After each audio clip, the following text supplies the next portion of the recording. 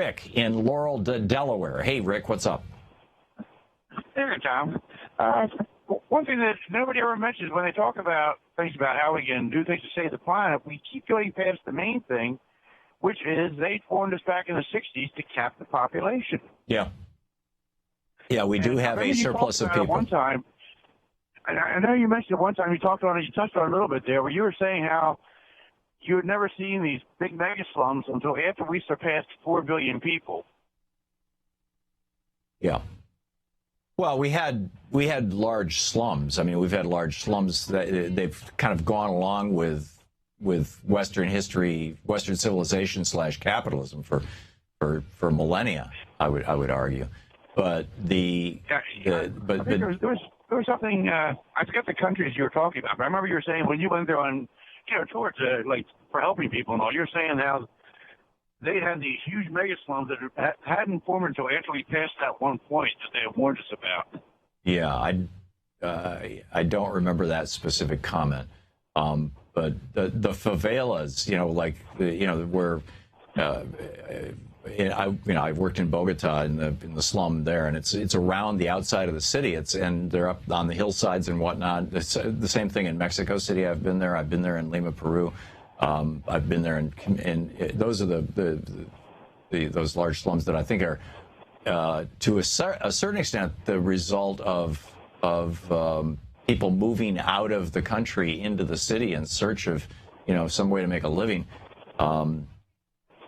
And in countries where the Catholic Church has so much power, I've told this story before of the Archbishop or Cardinal or whatever his title was of Bogota, just reaming me and a woman that I worked with in Colombia for her having suggested to him. First of all, he was offended that she even spoke to him, but that she suggested to him that he should give a dispensation to pharmacists for selling birth control, including condoms, that they wouldn't go to hell if they did that. And he went off on this thing about how women were the cause of all problems and this, that, and the other thing. But in any case, yeah, I think population is a huge problem. From all of human history until the time of Jesus, we only had, we hit 250 million people, 250 million people around 2,000 years ago. We hit 500 million people around the year 1000, around the time the Magna Carta was being signed. There were only 500 million, 500 million people on the entire planet. By 1800, when the United States was created, when George Washington was president, the year 1800, we hit our first billion.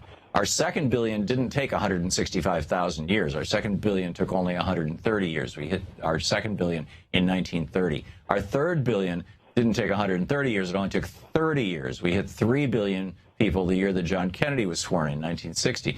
Fourth billion was 1974, I think it was, 14 years. The fifth billion was 1987, 13 years. The sixth billion was 1999, which was, now we're down to, 12 years, something like that. And now we're on our 7th billion and working toward our 8th, I believe. We're in that neighborhood anyway. And, with that, we were talking about amplification yesterday, when bacteria start growing exponentially, that the host organism is going to die.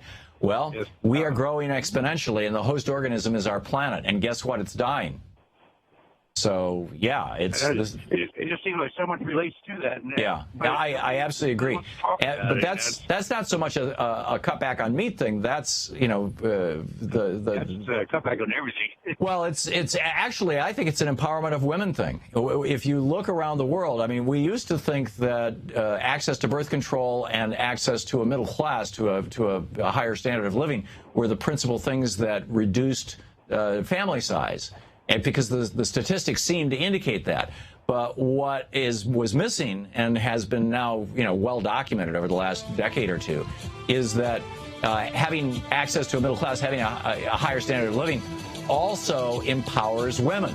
And when women have even relatively equal power with men, and in most places they don't have equal power with men, certainly not even in the United States, but when they have relatively equal power with men, populations stabilize and in many cases even start to drop. So, if you want to save the world, empower the world's girls. You're listening to Thom Hartmann. To watch more clips from our programs, hit the Watch More Videos button over here.